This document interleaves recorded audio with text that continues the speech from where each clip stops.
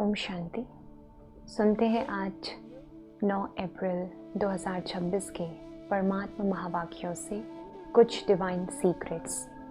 आज बाबा कहते हैं कि बाबा विशेष रूप से इस सृष्टि पर हम बच्चों को अंधियारे की दुनिया से सोजरे की दुनिया में ले जाने के लिए आते हैं। अंधियारा अर्थात अज्ञानता का अंधियारा और सोजरा अर्थात ज्ञान का प्रकाश। तो बाबा इस सृष्टि पर हम बच्चों के लिए, उन्नति के लिए, सद्गति के लिए, हमको अंधियारे से सोजरे में ले जाने के लिए आते हैं। तो जितने भी बाप के बच्चे हैं उनका कर्तव्य बनता है कि उन्हें परमात्मा का संदेश अन्य आत्माओं तक पहुंचाना है। हम सभी आत्माएं एक बाप की संतान हैं। एक ईश्वर ही सर्व आत्माओं का पिता है, अर्थात हम आपस में भाई भाई हुए। तो जब भी हम यह सर्विस करते हैं परमात्मा के परिचय देने की, तो बाबा कहते हैं एक बात का हमें बहुत बहुत अटेंशन देना है, वो है बाबा शब्द का प्रयोग बार बार करना है।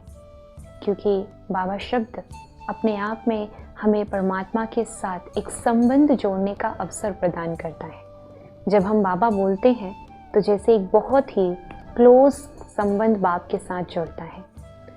तो बाबा बाबा कहकर महिमा करना और साथ में मेरा शब्द को परिवर्तित करना, अर्थात जो कुछ भी है वो बाबा का है।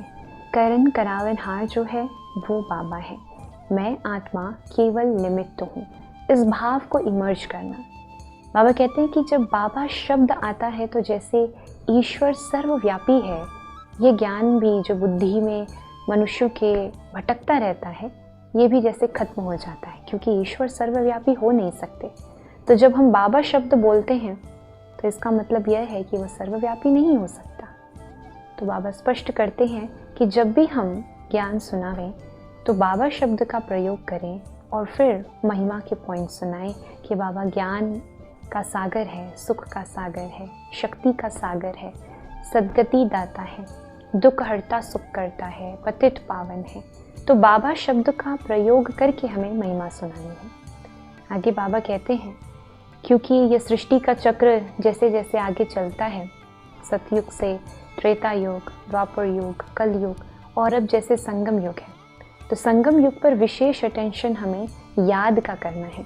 आत्मा के ऊपर जो इतने जन्मों का पाप है, 63 जन्मों का पाप जिसे सर पर है, उसे याद के बल से, योग अग्नि से भस्म करना है। जितना भी पाप का भूजा है उसको उतार कर हल्का हो जाना है। तो वह कैसे होगा? उसकी युक्ति बाबा कहते हैं वह याद ही है, योग ही है।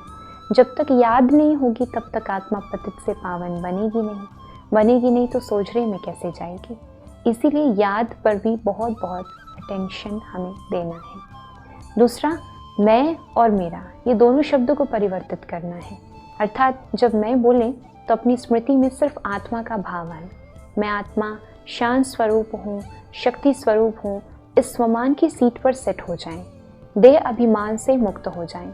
यदि हम देह अभिमान में रहेंगे तो हम परमात्मा को याद नहीं कर सकेंगे, अर्थात देही अभिमानी स्थिति का अनुभव नहीं कर सकेंगे। और जब तक हम उस स्थिति का अनुभव नहीं करेंगे तो वो आत्मा प्योर कैसे बनेगी नहीं तो सोजरे में कैसे जाएगी।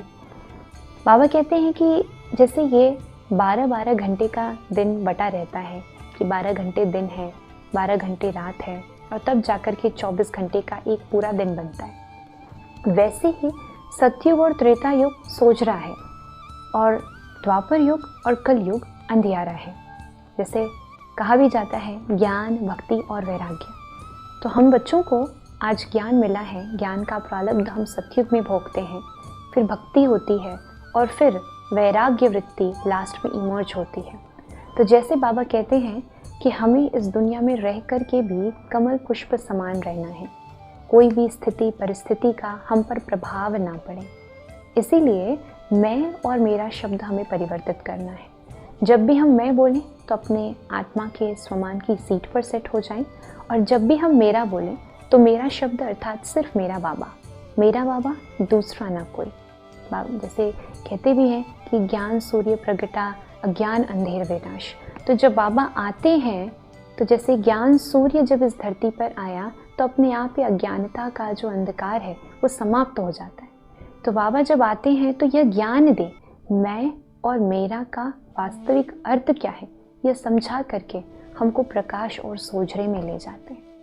तो आज बाबा याद पर अटेंशन देते हैं, मैं और मेरा शब्द को परिवर्तन करने पर अटेंशन देते हैं और कहते हैं कि यह स्मृति में रहे कि जब भी हम सर्विस करें तो बाबा बाबा शब्द का प्रयोग करें, जिससे स्पष्ट हो जाए कि परमात्मा अर्थात बाबा सर्वव्यापी नहीं है। तो आज की मुरली से हम इन सभी पॉइंट्स को अपनी स्मृति में रखते हुए एक छोटा सा अभ्यास करते रहेंगे, क्योंकि आज बाबा ने याद पर भी अटेंशन दिलाया है और साथ में अज्ञानता और फिर ज्ञान का प्रकाश। तो इसको हम विजुअलाइज भी करेंगे और अनुभव भी करेंगे। पूरे दिन में हम एक बार, एक एक घंटे में एक एक बार यह अभ्यास करेंगे कि मैं आत्मा इस शरीर से बिल्कुल डिटैच हूँ, और अपने स्मृति में लाएंगे कि मैं बाबा का हूँ, बाबा मेरा है, और ये जो सब कुछ जो आज तक मेरा हुआ करता था वो बाबा का है। अर्थात हर एक चीज़ के लिए बाबा शब्द का प्रयोग करें, ट्रस्टी भाव उत्पन्न करें। गृहस्थ में रहते हुए भी ट्रस्टी वो हैं जो अपना सब कुछ बाप को अर्पित कर दें, समर्पित हो जाएं।